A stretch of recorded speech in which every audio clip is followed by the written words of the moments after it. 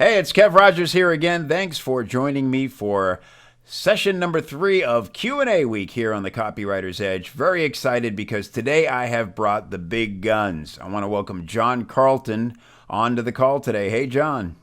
Kevin, how are you? Good, buddy. Thanks for doing this. Much appreciated.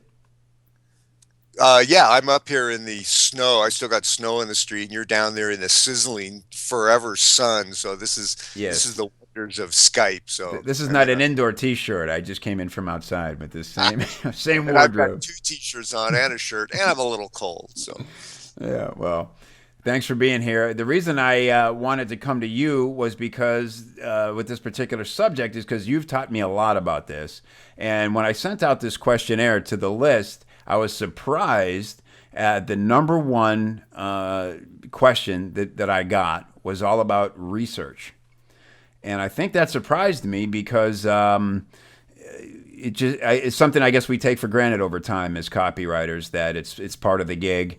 And what I'm seeing a lot of now is it's not so much only freelance copywriters, but it's affiliate marketers, right? Who they do some research and find out that there's a hot niche that they want to get into, and then they want to affiliate for products. And oftentimes they're not getting great access to the product owner, stuff like that, more traditional ways of doing research. So I wanted to get with you and talk about sort of the psychology of getting into the avatar's head and ways that we can sort of, because what everybody kept asking for, like Ozan, Niels, Lazarick, all these guys wrote in and said, what's the fast track to really right. getting into the mind of a product and a niche? So, Okay. so what do you say to that? Well, first of all, if I cough, I'm sorry. I'm trying not to cough in your ear. I'm on day 12 of a bronchitis bout. I'm cured, or more Mm, or less, but I'm still coughing once in a while. In fact, I have to cough right now. So I apologize about that. Secondly, is that's a very savvy question. Rookie writers who haven't written very much don't ask that question because they're still facing blank pages and pounding the keyboard.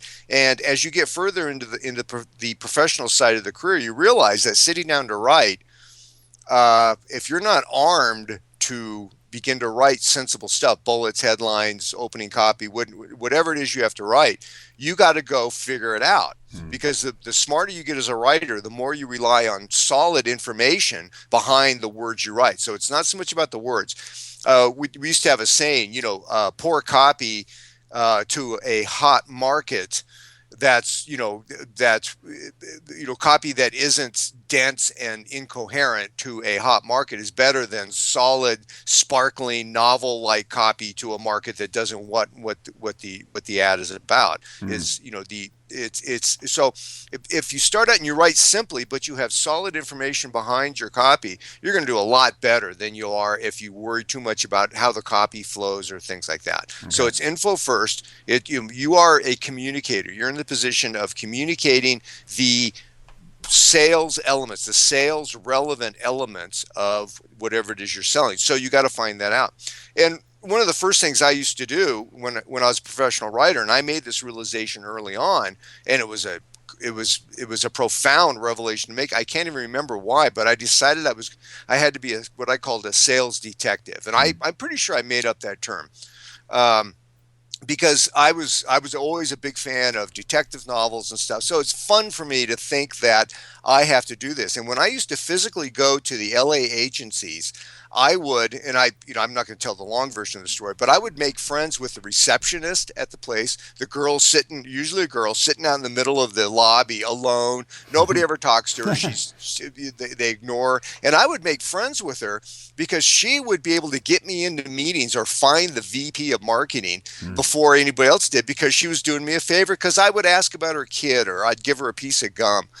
So I do that. And when I talk to the VPs and try to gather information before I would even write the product, and this was like a two stage because I was dealing with the agency and with the agency's client for which they had hired me to write. So it was like a triple thing. So I had to find out who I could trust and who had the good information in the agency. And Right. then I would try to find out at the clients do the same thing.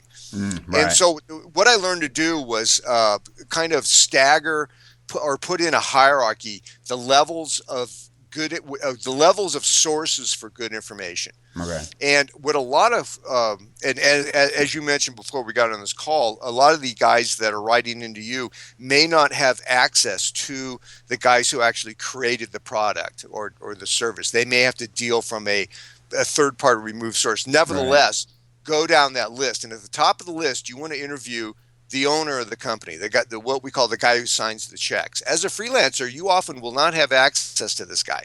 You will be hired by a VP of marketing or something. And so you're going to have to learn to try to get access to the top guy. However, often the top guy in any business is what we call an unreliable narrator. You can't necessarily trust what he says because he's going to give you the company line. He's going to tell you what he believes his baby.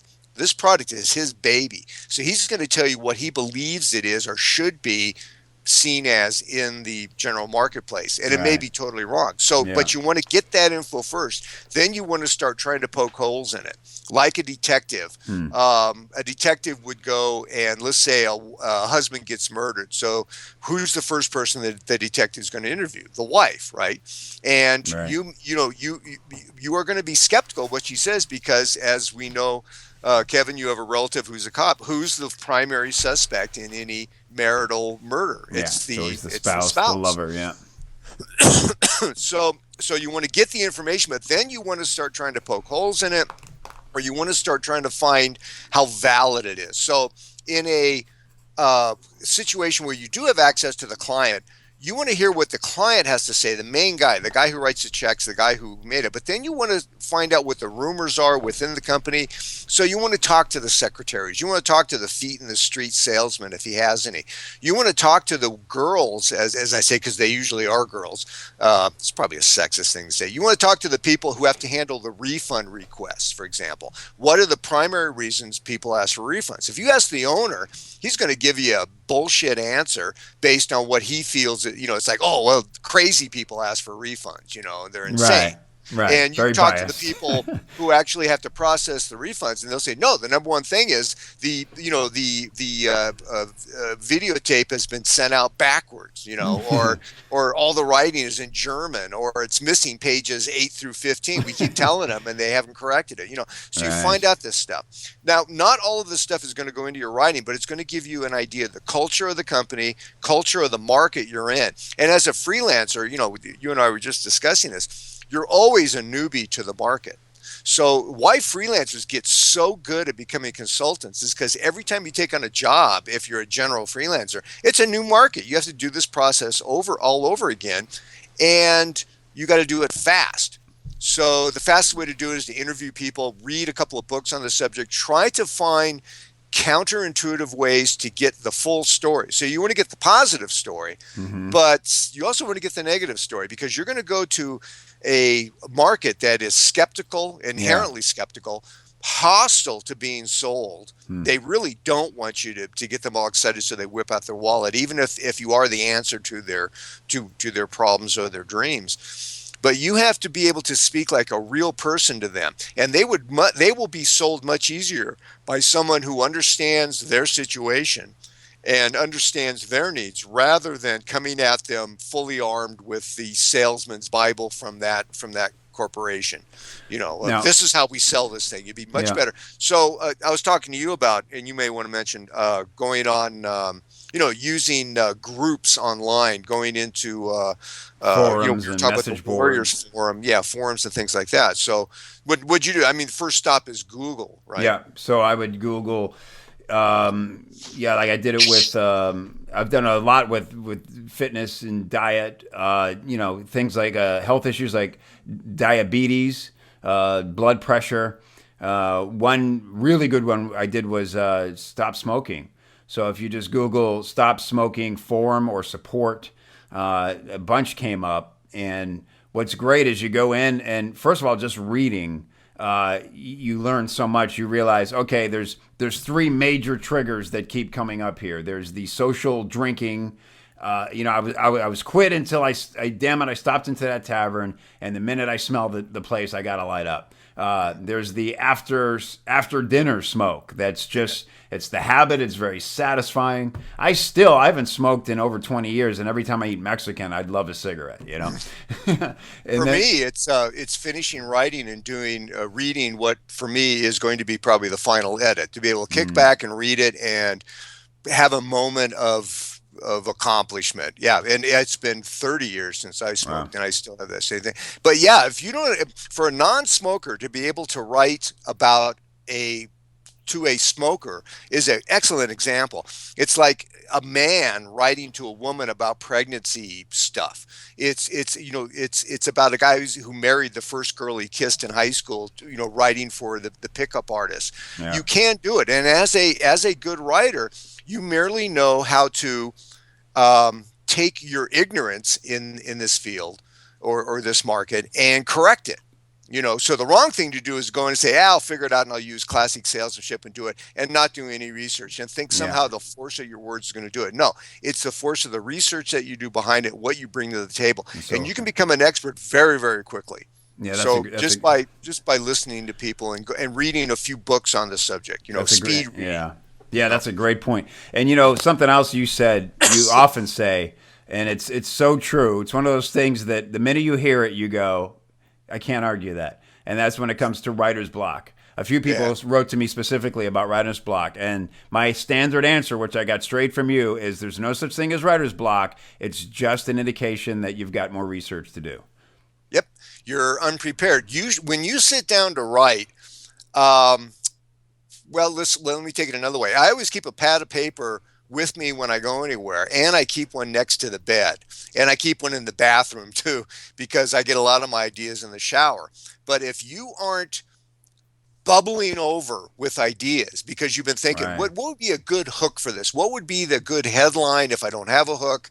What would be a good opening thing? And that should be the standard question in your mind, and you're trying to answer that. And at some point, as you do your research, answers are going to come to you. Now, I'll wake up at 2 in the morning and write down a headline idea. And I'll wake up in the morning and think, wow, that's garbage. But it solved the main problem, which was that's where I was headed. And I realized by writing it down, no, that's not a good way to head. So I know, so I can write off that particular direction that I was going, and I can go Right. another one. Sometimes Yeah. I'll wake up in the morning after writing something down at 3 a.m. and it's right on, and that becomes the headline or the main idea. But the thing is, if you don't sit down and it just pours out of you, the first draft, which you won't use often, but that's why I like to write the bullets first. I like to, kind of structures what I'm doing. So I have a definite feature. Okay, what's the features of this product? It's this, and this. And so then I write benefits for that. And then I question myself, are those really benefits? Do I really know what I'm talking about here? And if not, Yeah. I can then go and find out what those benefits would be. So for not smoking, if I'm a non-smoker, I think, the main thing is it's just such a dirty habit, Yeah, I and don't want to smokers smell like don't think cigarettes. that. Right. Yeah, They, smokers they don't can't think. smell themselves. They lost the ability to smell years ago. In fact, that's why I was able to be a hippie in the early 70s, where we were hygienically clean, but we didn't use deodorant or any of that bullshit bourgeois stuff. So smoking helped a lot as you're hanging out in large groups of hippies. So, but yeah, you lose your sense of smell, your taste. You start going for Mexican food because it's got to be spicy to be able to get past that, Taste anything. the dead cells in your tongue that you killed. Right. Yeah, it's a great. You know what I like to do to test my research is I will interview myself on paper as the most skeptical prospect I can possibly imagine. So, it's a conversation between the product owner who I'm typically writing as and the most, jaded prospect I can think of. And Yep. they're very flippant and sarcastic. And I have the guy calmly say, no, it's actually this. And and I think, okay, if I can have this argument in my head and win, I'm getting there. Or if Yeah. I get tripped up on something by the cynical prospect, I go, oh, fuck, I got more work to do. And a good place to start that's a brilliant, excellent way to go about taking care of that. The classic way to do this, and this is not me, this goes back to I think John Caples maybe in the 50s or the 60s, but he had a test called the so what and the no test. So it's like ask a question. It's like, how easy is it to quit smoking? Or if you made a statement in your copy saying how it's easy to quit smoking when you got the right secrets. If the reader of that, who is a good prospect and a skeptical prospect, can say, no, that's not true, or says something akin to so what? Like it's so obvious. It's, so, excuse me. A lot of copywriters make the mistake of trying to explain the situation to someone, and quitting smoking is a good example. So they'll spend half a page or more saying, it sucks to be a smoker, doesn't it? Right. Your clothes smell, your wife hates, blah, blah. If I'm a smoker, I don't need to hear that. I already know that. And I can Right. say, so what? Why is this guy talking to me like this? It's obvious stuff. And you suspect he's not a smoker himself. And you say, so what? And you're gone. Yeah. Or you can say no. If you make a statement that I as the prospect can categorically say, no, that's not true to, you've lost me there. So by doing that interview thing with the skeptical prospect, you have to run through everything you're thinking or your assumptions through this gauntlet of, is it true or not in the real world, where a skeptical, hostile, but good prospect can start tearing apart your argument. So once you're solid on that, and again, you don't have to be a smoker to be able to talk to smokers if you got the language right, if you get the breakthrough. And you had said, when you read stuff, when you go through the forums, you're thinking about, and you mentioned 3, and I didn't write them down, but you got to think critically as you're going through here. So if you read a response, say in an ex-smoker's support forum or something, and you read a response, try to categorize it. Try to keep it down to 3 or 6 categories. The ex-smoker who wishes he could smoke again and is at risk of going back to smoking. Yeah. The The bar, the food, ex, the coffee. Yeah. right. The smoker who's still not ready to quit yet and is still deep in denial. The smoker who just quit and is a high risk, a drop off the radar kind of guy, and whatever. But start categorizing this, and then categorize within that what those arguments are, and you can be done within 20 minutes by doing that if you start Yeah. nailing it, thinking critically. So. Yeah, and that's the key is that, everybody wants to know, how do I make writing easier? Give me a fill in the blank template or something.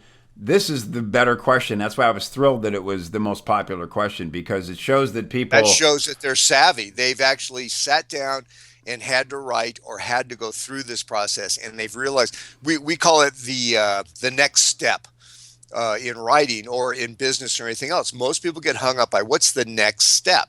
So, and if you think it's sit down and write, it was a dark and stormy night, and you're off on your novel or whatever. No, that ain't going to cut it. The novel. A lot of wannabe novelists talk about the first sentence like it's some magical thing. A lot of books have great first sentences and nobody's ever finished it. I think, it's like James Joyce and stuff. These dense, impenetrable novels have great opening lines, very famous, but, nobody reads the whole thing. So it's like, what is your goal? If your goal as a copywriter is to communicate and make a sale, then you have to understand your prospect at a deeper level than he understands himself. So you have to be able to say things that he agrees with and things that he has to say, wow, hadn't thought of that. And wow, that's the right answer. There are multiple answers that could be given to the question, why do you want to quit smoking? Yeah. For real smokers who really want to quit, and if you could look into the future, will successfully have quit, there are only a certain number of statements that can be made that are true, that ring true, that are true, that will sound true if it's the first time they've heard them. So, Awesome. and smokers don't quit because their wife's mad at them or their kids are embarrassed or they stink and they have to go outside. That ain't going to make them quit. They're going to quit because of a health problem that's raising its ugly head. They're going to quit because they don't like who they are as a smoker, because they do. But it's a very personal thing that they'll quit. Nobody quits successfully for somebody else. That goes to straight addiction philosophy. So. Great stuff, John. All right, so the big takeaways are, do your research. Don't take no for an answer. If you're serious about marketing a product, if it's worth the effort of sending traffic to a page that you create, it's worth the effort of getting all the information you can from the top down about the product. Next, go deep inside the mind of the avatar. all the incredible insight John just gave us about what's really going on here, what's really motivating them, what's really holding them back. And C is you get the language right. Go into these forums, have conversations, and literally cut and paste their language into your copy. Because especially the slang, the slang, like John said, if you come in and you're talking about things that are below the surface of why someone really wants to quit, they don't need to be reminded. It aggravates the hell out of me when a sales letter starts with, "Isn't it terrible for this?" or "You're broke." Well, no shit, I'm broke. I know I'm broke. I'm sitting here hungry. I can't go to the movies. I can't do anything. I know it sucks to be broke. How are you going to change that? So don't waste time.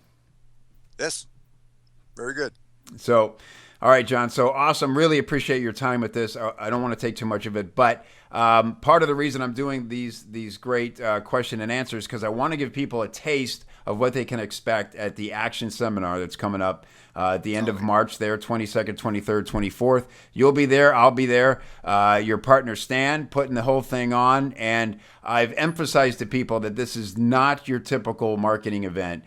Big thing is absolutely no pitch. Stan is out of his mind about the no pitching thing. I love a no pitch event myself. I don't want the pressure. I'd much rather give content. Some people can't seem to break the habit, and Stan has threatened physical violence against them should they even. He won't even allow a credit card to be processed on site. That's how far he's so absolutely. No way to do it. Yeah, there's just no pitching at all.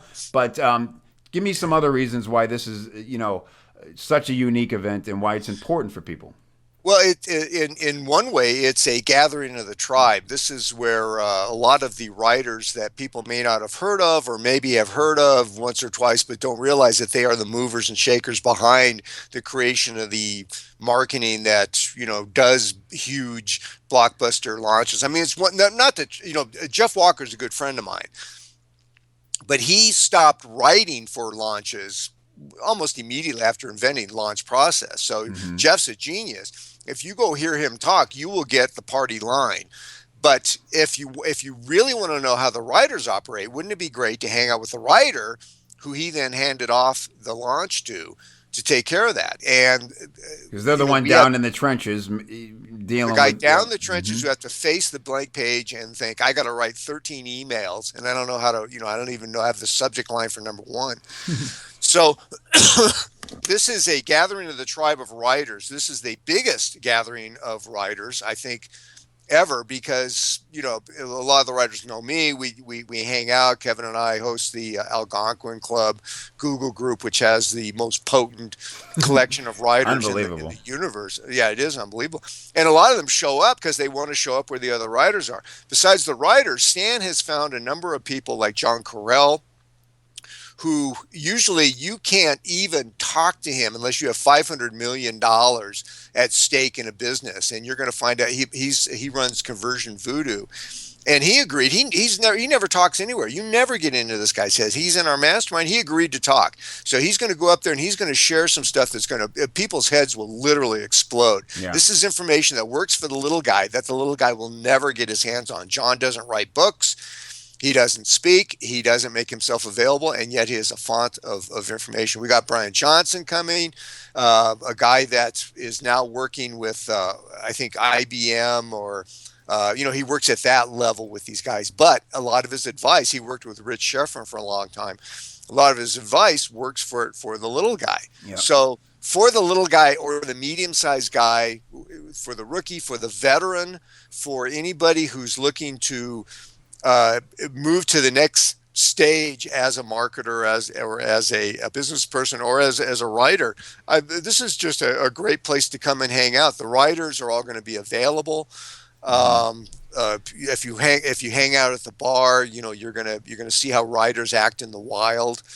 There's a lot of interactive stuff going on. There'll be hot seats, and because there's no pitching, it's not the standard. And let's hear a big hand for Susie Cream Cheese, who will come up and talk your ear off for 45 minutes, and then make you feel like the biggest loser in the world if you don't buy her $5,000 course at the back of the room. That ain't going to happen. It's going to be guys who aren't professional speakers, but who have the same or better information than the professional speakers do. Professional speakers, once they make it Yeah. on the circuit, excuse me, sometimes stop learning, stop, their business becomes speaking on the stage and Right. selling these Right. packages. So their stuff gets old, it gets irrelevant. So what you really want to find is the not the undiscovered part of this, but the colleagues of the people that you trust. Yeah. One of the biggest problems for a rookie or for a marketer turning to find consultations to find experts is to find somebody you can trust. Once you find somebody you can trust, you can also trust who they trust. And a gathering like this is everybody in Stan and my network. These are the people that we go to. These are the people that we trust. These are the people we hang out with. These are the people that we share information with. These are the people that we trust when something new happens, that we're, the first video sales letter guys are in this group. Yeah. The John Benson marketers and, who are on yeah. top of the way podcasts are being done, the way social media is being used. These people are all going to be there. They're not name Right. speakers, but they are the people behind the genius that's going on. So this kind of meeting, and of course I am semi-retired. I'm not sure that Stan's ever going to hold another action seminar again. I am increasingly jealous about the time I spend traveling and going to these things, although I'm going to this one with, bells on, and I'm going to have a great time. And I always feel rejuvenated and energized after going to these things. But, getting access to us old guys, the old guard, it's increasingly hard, Yeah. and it's going to be gone soon. So to meet the new guard coming up, guys like you who are taking over the reins and getting the last shot at me, who still knows 5 times what you know about anything, just because I'm so freaking old. This is one of those events where there's always an excuse not to come, always a reason I shouldn't come. But you know what? It's bullshit. And I always talk about my Jimi Hendrix story. I had a chance to see Jimi Hendrix at his last concert in, I think it was Swing Auditorium in San Bernardino, and I didn't go because something really important came up. To this day, I don't remember what was so important that I couldn't go see Jimi Hendrix, and I never got another shot at seeing him because he died soon after that. Wow. And that, even as a kid, I started realizing, wow, what is important? And of course, if you don't like Jimi Hendrix or rock and roll, you don't understand. Well, I'll tell you something. I had the same experience with Miles Davis. Somebody, oh my God! Somebody invited me to see Miles, and it was I was in San Francisco for the first time. It was a person I didn't know that well, and frankly, I gave into insecurity because I just didn't exactly. I didn't. It was the unknown, and like a big P, I bowed out, and God knows what I sat around and masturbated to that night. But I missed Miles Davis's last performance. And, oh my God. or at least one of the last, but he died like a month later. And like you said, I mean, so you gave it up for something important. I gave into insecurity of the unknown, and both of us have tragic tales instead of epic tales to tell. So that's a really good point that we everybody has the same hangups about going to these things and pressing flesh. We all love to sit here in our little cubicles and our little safe little worlds that we created and not be challenged. But I tell you what, I can trace every single dollar that comes into my bank account to an event and a handshake and a person who introduced me to someone else. And that's just the way it works in business. You can't do it any other way.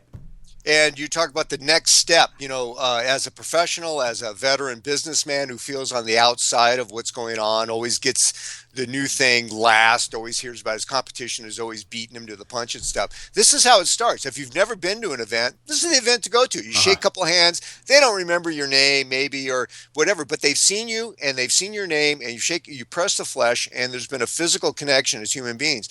That is the next step. Sometimes guys like our buddy, Chris Haddad, was just a master at shaking hands, giving the name, and then handing out a card, following up, calling the guy. And the guy may not remember what Chris looked like, but he remembered what Chris said at the event. And Chris used to get hired a lot when he was still doing outside jobs. He was a master at that stuff. A number of writers that are now household names started out as not knowing anybody, not having anything going for them at all. It starts with that first walk in the door. You're an unknown. Guess what? The next day you walk in that door, the thing, you're known to a few people, the guys you sat next to, That's it. the people you talked to, the people you went to lunch with.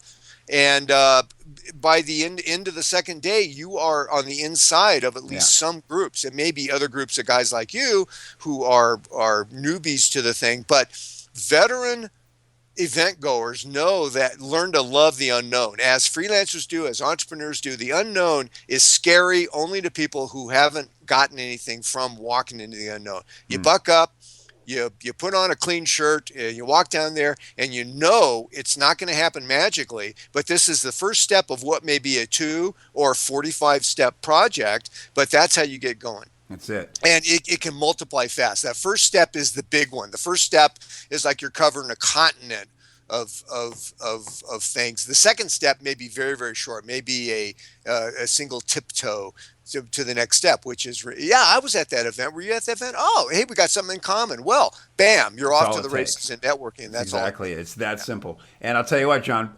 part of my bonus for, I can only do this for 5 people, but I am going to act as their personal liaison at the event. So I want to create a small core group. I'm going to get on the phone with everybody, get to know them, get to know their business, what their objectives are at the event. And when we're there, and somebody says, be a traffic director. Yeah, I've always wanted to meet what that guy said on stage, and I'm going to say, let's go, and I'm going to walk over. And to me, that's what I always wanted, is like, show up and somebody make the introduction. So I just want to do whatever I can to help, like you exactly described it perfectly, take that first step. Who knows where it's going to lead, but there's no way you can go and interact with the people who are where you want to be and not come away richer for it. It's impossible. Yeah. So. Interesting. That's one of the better bonuses I've ever heard anybody use for something like this. Well, yeah, I just used the tactic. You're going to be like the tour director. It's going to be a little mini carnival cruise inside of the... by day 3, everybody be running for me. Oh, Christ, here comes Rogers with one of his people. Yeah, they all got the same funny hat on. You're going, okay, come on, stay in line. We're walking. And we're walking. What's that from? Is that it was Bonnie Hunt. I remember who the actress was, and I don't remember the movie, but she was giving a White House tour. Yeah. That's right. It's a White House tour, and we're walking. Me gopher. Anyway, so. It's Dave, wasn't it? I think it was Dave. Yeah. Wow. Why don't we know that? Relevant, so. We didn't see Hendrix or Davis, but we know Bonnie Hunt's career very well. Yeah. All right, John. I really appreciate this, man. I can't wait to see you out in San Diego in a few weeks here, and blast. And we'll be talking real soon. But I really appreciate your time. Okay, that was very cool. All right, thanks, man. Thanks, Kevin. See you.